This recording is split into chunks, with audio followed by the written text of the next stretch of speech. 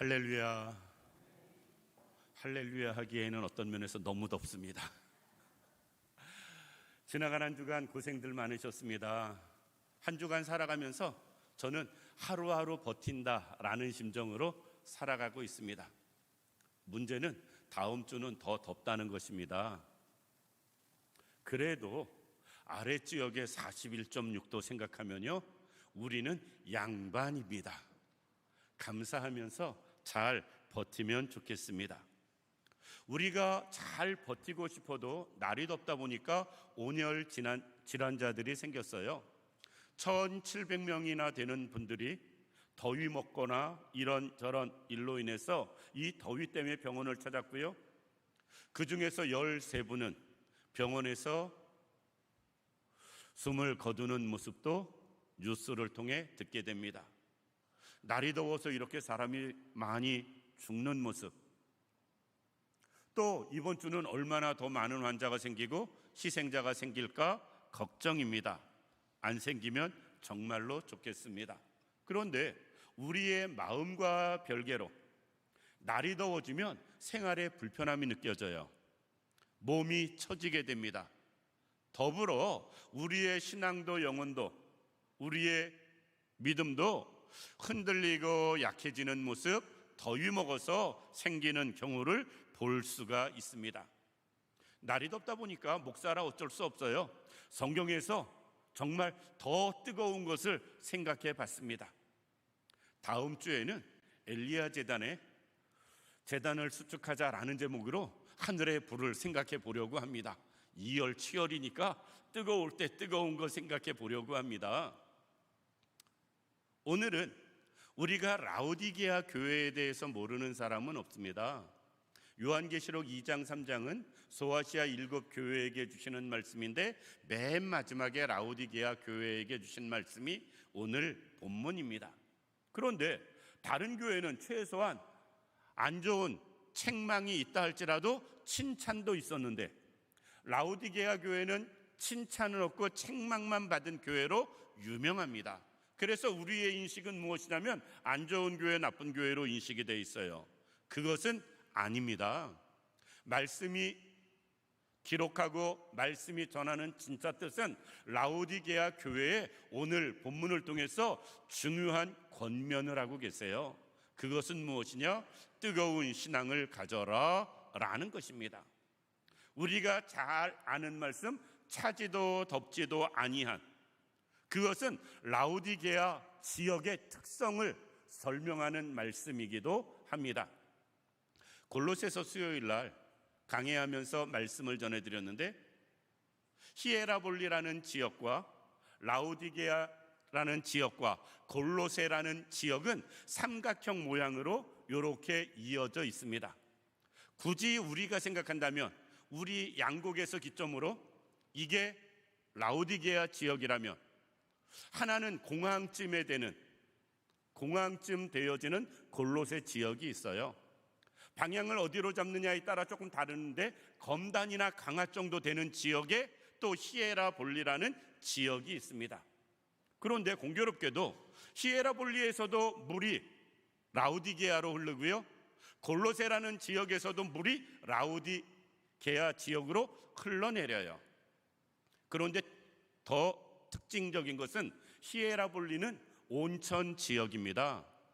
가끔 텔레비에 보면 티르키에 나오면 티르키에는 크게 3가지 그곳을 방문하는 분들이 꼭 들르는 지역이 있어요. 하나는 어디냐면 카파도키아, 아주 유명하게 이상한데 열기구 풍선 타는데, 그리고 또 하나는 우리가 잘 아는 이스탄불, 동양과 서양이 맞닿은 그 중간 지역, 그리고 또 하나가 까묵발레 온천 지역입니다. 이 석회암 지역으로 산 전체가 덮여 있는데 그 산 꼭대기에서부터 온천물이 흘러내립니다. 거기에 발을 담그면 따뜻합니다. 저도 담가 봤습니다. 많지도 않고 뜨겁지는 않지만 정말 좋다라고 싶은 생각이 들어요. 그 온천물이 라오디게아 지역으로 흐릅니다. 골로새 지역에서는 지하수가 나오는데 아주 시원한 물이 흘러납니다. 시원한 물이 골로새 지역에서 라우디게아 지역으로 또 흘러와요. 그러니까 라우디게아 지역은 온천물이 내려오기도 하고 시원한 지하수가 내려오기도 합니다. 우리가 생각할 때 야 좋겠다. 그런데 한 가지 문제가 있어요. 거리가 약 10여 킬로 되어집니다. 양쪽 다. 온천물이 10여 킬로 흘러내려오다 보면 밍밍해지는 거예요. 따뜻한 물로 출발을 했는데 라우디게아 지역에 도착할 때쯤 되면 정말 차지도 않고 덥지도 아니야. 이건 온천물도 아니고 아닌 물도 아닌 시원한 지하수도 마찬가지입니다. 골로새 지역에서 출발할 때는 정말 시원한 청량감을 줄 수 있는 그런 시원한 물인데 라우디게아 지역에 도착할 때쯤 되면 햇빛에 달궈져 가지고 이것은 시원한 맛은 다 사라지고 미직지근한 물이 라우디게아에 도착을 합니다. 정작 라우디게아 지역은 시원한 물도 온천물도 들어오기는 하는데 도착할 때는 온천물도 아니고 시원한 지하수도 아니고 그냥 미직지근한 맹탕 같은 물이 도착하게 되어진다. 그 지역적인 특성을 알고 있는 주님께서 라우디게아 지역을 향해서 말씀하세요. 쉽게 이야기해서 차지도 아니하고 뜨겁지도 않다. 이 말이 라우디게아 지역 사람들은 무슨 말인지 쉽게 이해가 됩니다. 지하수가 내려왔는데 차지가 않아요. 온천물이 내려왔는데 뜨겁지가 않아요. 자기네 지역에 오니까 이것저것 다 아닌 맹탕물이 되어져 버리는. 그래서 주님은 그 지역의 가장 상황에 맞는 말로 라우디게아 성도들을 향해서 권면하시는 말씀이 오늘 본문이다라는 것입니다. 우리가 뜨거운 신앙인이 되기를 원합니다. 제가 신학 공부할 때 알바해서 학비를 다 댔습니다. 결코 쉽지 않게 공부를 했어요. 중요한 건 방학 때 애지간하게 알바해서는 그 다음 학기 등록금 벌기가 쉽지 않았습니다. 그러니까 어렵고 힘든 일을 많이 했어요. 돈 많이 주는 일을. 왜? 방학 때 벌어서 그 다음 학기 등록금을 내야 되니까. 한 학기에는 아는 지인이 소개를 해줘가지고 공장에 취직을 했습니다. 인천 분들은 혹시 아실 수 있는데 한국 판유리. 우리나라에서 그때 당시에 약 40년 전에 자동차 유리 생산하고 꽤 큰 공장, 좋은 회사였습니다. 그런데 거길 여름 방학 때 취직을 해가지고 무더운 여름에 공장을 다니는데 유리가 1000도에서 1100도 사이에 녹아요. 유리를 만들려면 그 원재료는 1000도에서 1100도 되는 온도까지 올라가야 됩니다. 그러니 그것을 만드는 기계가 얼마나 열받겠어요. 요즘처럼 복지가 잘 돼 있어서 뭐 에어컨 시설이 돼 있거나 그런 시절도 아니거든요. 정말 일할 때 많이 더웠습니다. 그런데 한 가지 그때 깨달은 게 있어요. 복중의 무더위 가운데서도 거기서 일하다 나오면 밖이 시원해요. 1000도 넘는 데서 일하다가 밖에 나오면 밖이 30도가 됐든 40도가 됐든 아무 상관이 없습니다. 시원하게 느껴져요. 이 무더위 가운데 우리의 신앙이 더 뜨거워지면 이 자연 환경이 우리가 무더위가 우리를 어찌하지 못할 것 같습니다. 사실 그 생각하면서 이 말씀이 생각났어요. 우리의 신앙이 뜨거워지면 지금 무더위는 더위도 아니다. 지금 더위가 더위로 느껴지지 않을 만큼 우리의 신앙이 뜨거워지면 좋겠다라는 것입니다. 그러면 본문을 통해서 어떻게 해야 우리의 신앙이 뜨거워질 수 있느냐라는 것입니다. 몇 가지 생각해 보면 첫 번째, 주님을 뜨거운 마음으로 사랑하며 섬겨야 됩니다. 오늘 본문 말씀은 차든지 덥든지 하라라고 말씀하시는 주님의 말씀은 너희가 마음에 드는 거 하나 골라 이게 아니에요. 주님이 이렇게 말씀하시는 이유는 너희가 더 뜨거운 마음으로 주님 사랑하며 섬겨라 라는 것입니다. 라우디게아 교회 성도들도 주님을 뜨겁게 사랑하며 섬기던 시절이 있었을 것입니다. 그런데 언젠가부터 그 뜨거움이 사라진 거예요. 온 천수가 출발할 때는 뜨거웠는데 멀리 라오디게아 지역까지 오는 동안 다 밍밍해진 것처럼 라오디게아 교회 성도들도 신앙생활하면서 연수가 쌓이면서 연조가 더해지고 이렇게 저렇게 시간을 보내면서 그들의 믿음이 뜨거움이 사라져버렸다라는 것입니다. 그래서 주님은 지금 말씀하는 겁니다. 너희가 뜨거운 신앙을 회복해라. 주님 사랑하며 섬기는 때에 그 마음이 뜨거움을 회복해라 라는 것입니다. 왜 라오디게아 교회 성도들은 뜨거움이 사라졌을까? 반대로 어떻게 할 때 마음의 뜨거운 신앙이 회복되어질까? 이렇게 생각해 봤습니다. 감동과 감격과 감사가 있으면 마음은 뜨거워져요. 신앙은 뜨거워집니다. 하나님이 주시는 은혜와 사랑과 축복에 감동하고 감격하고 감사한다면 우리의 마음이 뜨거워집니다. 그런데 언젠가부터 우리는 이것을 잃어버리는 거예요. 말씀을 들어도 감동이 없습니다. 은혜를 받아도 감격하질 않아요. 하나님이 우리를 축복하셔도 감사를 잃어버립니다. 이런저런 환경 때문에 또 이런저런 일들 때문에 우리가 하나님 앞에 감격과 감사와 감동을 잃어버리면서 우리의 신앙이 밍밍해져 버렸다라는 것입니다. 처음 믿을 때에 제사함 받은 은혜에 감동을 하고 구원받은 은혜에 감격을 하고 하나님이 주신 축복에 감사를 하며 살던 시절이 있었을 텐데 언젠가부터 우리에게 이것이 사라져버렸습니다. 감동과 감격과 감사가 이런저런 어려운 일들을 만나면서 이런저런 일들에 치이면서 또 여러 가지 환경에 쫓겨 생활하다 보니까 우리는 감격과 감동과 감사가 사라져버렸고요. 그로 인해서 뜨거웠던 우리의 신앙이 밍밍해져 버렸다라는 것입니다. 그런 라오디게아 교회 성도들을 향해서 주님은 말씀하세요. 차든지 덥든지 하라, 네 마음대로 하라가 아니라 다시금 뜨거운 믿음을 가져라 라는 것입니다. 이 자리에 있는 우리 모든 성도님들, 우리에게 주시는 말씀으로 받을 수 있기를 원합니다. 왜? 우리가 지금 그렇잖아요. 다른 사람 볼 필요 없습니다. 우리 스스로 나 자신을 생각하고 개인을 생각해 보면 모두가 다 그 생각을 할 수밖에 없는 게 우리들입니다. 언젠가부터 감동이 감사가 사라진 우리들의 모습, 그로 인해서 우리의 신앙이 나도 모르게 뜨거움이 사라져버린 그런 우리들의 실체를 볼 수가 있습니다. 이 자리에 있는 우리 모든 성도님들, 다시금 우리가 감동이, 감격이, 감사가 회복되기를 원합니다.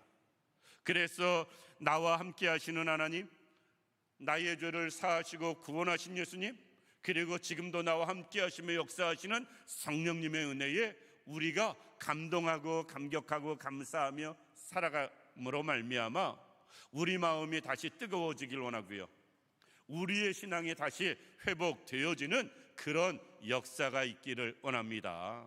그것이 어쩌면 정말 감동과 감격과 감사 안에 살아간다면 40도 여기는 안 넘어가기를 정말 바라지만 40도 넘어간다 한들 우리가 그 이상의 뜨거움 가지고 주님 섬길 수 있다라는 것입니다. 두 번째, 우리의 신앙이 뜨거워지기 위해서는 어떻게 해야 되느냐? 나의 영적 상태를 잘 알아야 됩니다. 오늘 본문 말씀 17절 말씀부터 이렇게 말씀합니다. 18절까지 주님께서는 라오디게아 교회를 향해서 하시는 말씀이 무엇이냐? 내가 말하기를 나는 부자라 부유하고 부족한 것이 없다 하나 곧 곤고한 것과 가련한 것과 가난한 것과 눈먼 것과 벌거벗은 것을 알지 못하는도다. 내가 너를 권하노니 내게서 불로 연단할 금을 사서 부유하게 하고 흰옷을 사서 입어 벌거벗은 수치를 보이지 않게 하고 안약을 사서 눈에 발라 보게 하라 라고 말씀합니다. 무슨 말씀이냐면 라오디게아 교회 성도들은 지금 자기들의 영적인 상태를 전혀 파악하지 못하고 있었다라는 것입니다. 그때 당시에 라오디게아 라우디게아 지역에서 유명한 것이 있었는데 그것은 안약이었어요. 이 안약은 지금의 튀르키예인데 이 라우디게아 지역이 로마 황제에게까지 우리 표현으로 말하면 진상되는 물건이었다고 합니다. 세계 각처에서 안약을 사러 라우디게아 지역으로 몰려들었고요. 그로 인해서 라우디게아 지역은 경제적으로는 굉장히 풍요로운 지역이었다고 합니다. 우리 어른들이 가끔 하시는 말씀이 있어요. 배부르고 등 따스니까 사람 변하고 신앙 변한다고. 이것은 우리나라를 생각해 봐도 그렇습니다. 60년대 70년대 정말 어렵고 힘든 시절에 우리나라 교회가 얼마나 뜨겁게 주님을 사랑하며 섬겼어요. 80년대 올림픽을 기점으로 경제가 성장하면서 교회의 뜨거움은 사라지기 시작합니다. 2000년대 넘어가면서 우리가 먹고 사는 문제 걱정하지 않고 이제는 즐기는 세상이 되어져 버리다 보니까 우리의 믿음은 완전히 상해져 버렸습니다. 라우디게아 교회가 그랬어요. 경제적인 문제가 풍요로워지니까 그들이 한 착각이 있습니다. 믿음도 풍요로운 줄 아는 거예요. 먹고 사는 문제가 해결되니까 신앙의 문제도 다 해결된 것으로 착각하는 것입니다. 물질적으로는 굉장히 부유해졌지만 영적으로는 굉장히 헐벗어진 상황인데 그것을 그들은 깨닫지 못하고 있었다라는 것입니다. 실상 오늘날 우리가 그렇잖아요. 우리의 믿음이 예전 같으냐, 우리의 열심이 예전 같으냐 라고 묻는다면 그렇다고 말할 사람 거의 없을 것 같습니다. 우리가 먹고 사는 문제가 해결되어지고 경제적인 문제가 풍요로워지고 그리고 이제는 먹고 사는 문제에 집중이 아니라 어떻게 하면 행복하게 즐겁게 이 땅에서 살아갈까에 관심이 맞춰지다 보니까 우리는 신앙적으로 연연하지 않습니다. 믿음으로 우리가 초점이 맞춰지질 않아요. 죄송하지만 이런저런 일들로 인해서 어떻게 주님을 더 잘 섬길까가 아니고 어떻게 더 잘 즐기며 살아갈까에만 초점이 맞춰져 있는 모습을 볼 수가 있습니다. 그러는 동안 우리의 영혼은 곤고해졌어요. 우리의 신앙은 나도 모르게 바닥을 치고 있습니다. 그런데 세상의 일들이 잘 되다 보니까 그것만 신경 쓰다 보니까 내 영적인 상태에는 제대로 관심을 갖지 못하고 파악하지 못하는 교회가 라우디게아 교회였어요. 오늘날 우리와 다르지 않다. 따라서 우리가 뜨거운 신앙을 다시 회복하기 위해선 어떻게 해야 되느냐? 내 육적인 상황이 아니고요, 내 영적인 심령 상태를 우리는 제대로 볼 수 있어야 된다라는 것입니다. 과연 경제적인 풍요를 누리는 것만큼 믿음의 풍요를 누리는가? 삶의 여유가 생긴 것만큼 신앙적인 풍요가 넘쳐나고 있는가? 우리가 이 땅에서 많은 것을 누리는 것만큼 주 앞에서도 풍요롭게 우리가 행하며 살아가고 있는가? 그런데 그것은 아니거든요. 라우디게아 교회는 세상이 잘 되는 것 때문에 나는 부족할 게 없다, 아쉬운 게 없다, 이 정도면 됐다, 나는 여기가 좋다라는 생각, 이 정도면 충분하다. 그런데 그러면서 신앙은 바닥을 치고 주님과는 멀어진 교회가 되어졌습니다. 우리도 동일하다. 이제라도 우리가 우리의 내적인 모습, 영적인 모습을 제대로 파악할 수 있기를 원합니다. 공고한 우리의 마음과 영혼, 가련하고 가난한 우리의 영적인 상황, 눈먼 것과 벌거벗은 것 같은 우리의 심령, 우리가 이것을 발견할 수 있기를 원합니다. 내 영혼이 곤고하고 주 앞에 헐벗은 것, 우리가 이것을 인정하지 못하고 발견하지 못한다면 우리는 주 앞에 다시 뜨거운 마음, 신앙을 회복할 수 없습니다. 그것이 먼저 회복되어져야 우리가 주 앞에 뜨거운 신앙을 가질 수 있는데 알지도 못하니 회복하는 건 더더욱 어렵지요. 그래서 주님은 말씀합니다. 내가 너를 권하노니 내게서 불러 연단할 금을 사서 부유하게 하고 금보다 귀한 믿음을 우리가 부욕해 되어지는 은혜가 있기를 원합니다. 흰옷을 사서 입어 벌거벗은 수치를 보이지 않게 하고, 그들은 경제적으로 풍요로웠으니까 세상에서는 비단 옷을 입었을 겁니다. 그러나 신앙적으로 성도의 삶으로 하나님의 자녀 백성으로서의 삶은 정말 남에게 수치스러운 모습 있었다라는 것입니다. 그리고 육신적인 것은 바라보면서 영적인 것을 바라보지 못하는 그들에게 안약을 사서 눈을 발라 보게 하라 말씀하십니다. 우리도 그럴 수 있기를 원합니다.